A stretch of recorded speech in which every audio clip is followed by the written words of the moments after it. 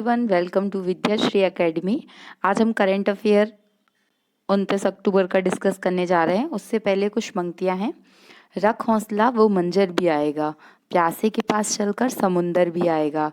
थक कर न बैठ ए मंजिल के मुसाफिर, मंजिल भी मिलेगी और मिलने का मजा भी आएगा।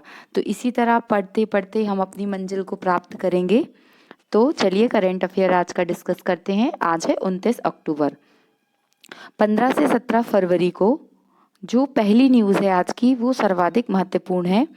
15 से 17 फरवरी को 2023 में 15 से 17 फरवरी को 2023 में 12वां विश्व हिंदी सम्मेलन का आयोजन कहाँ पर किया जाएगा? फिजी नामक देश में किया जाएगा।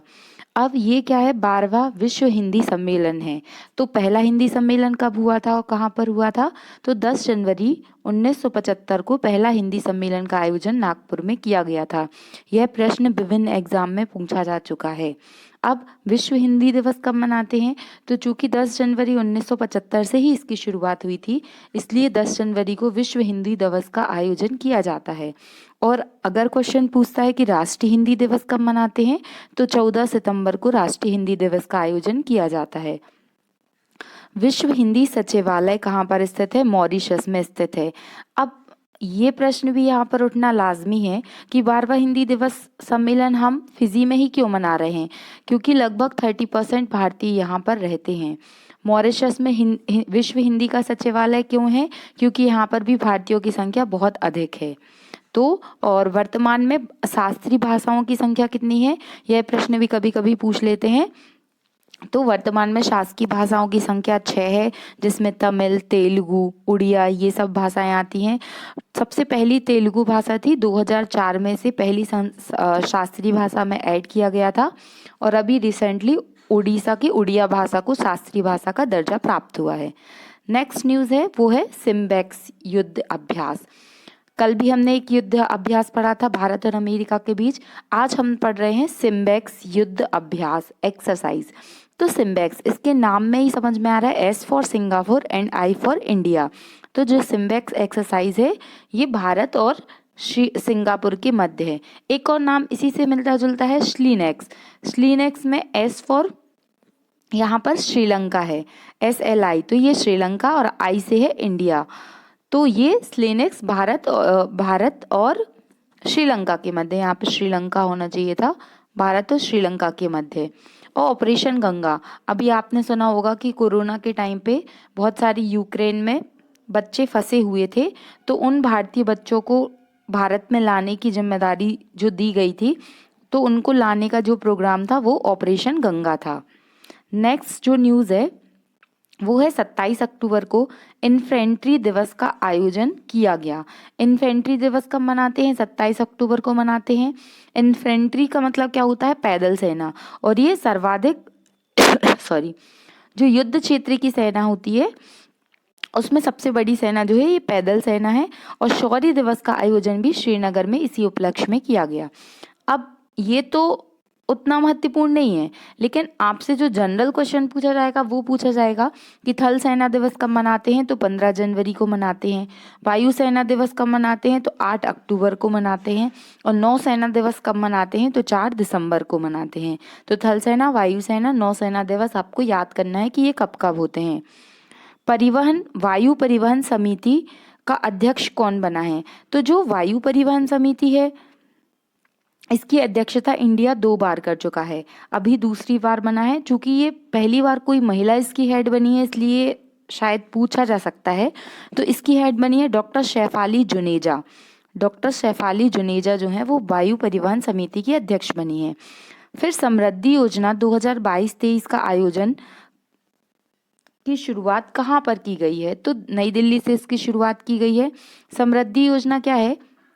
समृद्धि योजना के तहत ये बोला गया है कि पिछले 5 सालों में भी जिन लोगों ने अपना संपत्ति कर नहीं दिया है, वो 2022-23 तक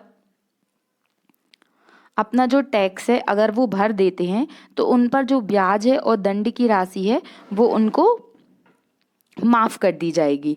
तो समृद्धि योजना का संबंध किससे है? तो संपत्ति कर से है। और ये कहाँ से शुरू हुई है? तो ये दिल्ली से शुरू हुई है। फिर नेक्स्ट न्यूज़ है आकांक्षा बिहारी, ये एक वेट लिफ्टर हैं और इनका संबंध महाराष्ट्र से है। तो जो खेलो इंडिया यूथ चैंपियनशिप हो रही है उसमें इन्होंने नेशनल रिकॉर्ड दर्ज किया है और कितने केजी में किया है, 40 केजी में किया है। दुनिया दुनिया का सबसे पहला ओरल वैक्सीन लॉन्च करने वाला देश कौन सा है? तो दुनिया का सबसे पहला ओरल वैक्सीन लॉन्च करने वाला जो देश बना है वह देश कौन सा है? चाइना है। ठीक है। किस देश ने पहला ओरल कोविड वैक्सीन लॉन्च किया है? तो चाइना ने किया है। अब ये ओरल वैक्सीन क्या होता है? जैसे आपने पोलियो देखा होगा, पोलियो का वैक्सीन सॉरी 2 बूंद जिंदगी की तो मुंह से दिया जाता है, वैसे ही डायरेक्टली मुंह से ये वैक्सीन दी जाएगी। दुनिया ने पहला ओरल कोविड वैक्सीन किस देश ने लॉन्च किया है दुनिया में? तो चाइना ने किया है। अब एक बहुत ही महत्वपूर्ण न्यूज़ ट्विटर के सीईओ का लेकर है। जो अभी तक हम पढ़ते थे कि ट्विटर के जो सीईओ हैं वो कौन है? पराग अग्रवाल। पराग अग्रवाल ये ट्विटर के सीईओ कल तक थे, लेकिन ट्विटर के अंतरिम सीईओ मींस एंटरिम सीईओ कौन बन गए हैं? तो पराग अग्रवाल को हटा के एलॉन मस्क ने कहा है कि जब तक कोई सीईओ परमानेंटली नहीं बन जाता तो एलॉन मस्क ही ट्विटर के इंटरिम सीईओ होंगे। अब ट्विटर बहुत चर्चा में है, तो आपसे ट्विटर का स्टैटिक पोर्शन पूछा जा सकता है, जैसे कि ट्विटर की स्थापना कब हुई? 2006 में हुई और जॉक डॉर्सी ने इसकी स्थापना की थी। इसका जो मुख्यालय है वो कहाँ पर है? सैन फ्रांसिस्को में है। तो यहाँ पर कंट्रोवर्सी क्या है कि जो एलॉन मस्क हैं उन्होंने $44 बिलियन में ट्विटर को खरीदा। अब उनका कहना ये है और फिर बाद में उन्होंने बोला कि वो ये डील कैंसिल कर देंगे, तो इस पर भी काफ़ी चर्चा हुई। तो एलॉन मस्क ने कहा है कि मैंने जो ट्विटर की जो चिड़िया है जो उड़ती रहती है, तो उस चिड़िया को क्या कर दिया है? आज़ाद कर दिया है। कुल मिला के वो ट्विटर का निजीकरण करने वाले हैं। जैसे कोई भी व्यक्ति कोई ऐसा अनचाहा ट्विटर पर कोई अगर ट्वीट करता है तो उसको ट्विटर द्वारा हटा दिया जाता था, लेकिन अब एलॉन मस्क का कहना है कि ऐसा नहीं होगा। आप right to expression and speech के तहत आज़ाद हैं, आप अपनी अभिव्यक्ति की आज़ादी ट्विटर पर कर सकते हैं। तो अब जो भी हो, हमारे लिए तो केवल यही याद करना था। जो नेक्स्ट न्यूज़ है वो है C295 MW परिवहन विमान का जो निर्माण है वो कहाँ किया जा रहा है? तो गुजरात में किया जा रहा है। लेकिन इससे भी अधिक इसका स्टैटिक पार्ट हमें याद रखना है जो करंट से रिलेटेड है कि भारत का वर्तमान में बेस्ट एयरपोर्ट कौन सा है? तो कैंपेगौड़ा एयरपोर्ट जो बेंगलुरु में स्थित है। अक्षय ऊर्जा से संचालित होने वाला कौन सा एयरपोर्ट है? तो इंदिरा गांधी एयरपोर्ट है। कार्बन न्यूट्रल कौन सा एयरपोर्ट है? तो लेह हवाई अड्डा है। और विंग्स इंडिया 2022 का उद्घाटन कहाँ पर किया गया है? तो हैदराबाद में किया गया है। ये हमारे आज का करंट था। आप इसको 1-2 बार रिवाइज कर लीजिए। डिस्क्रिप्शन बॉक्स में मैं लिंक डाल दूंगी, उससे आप रिवाइज कर सकते हैं।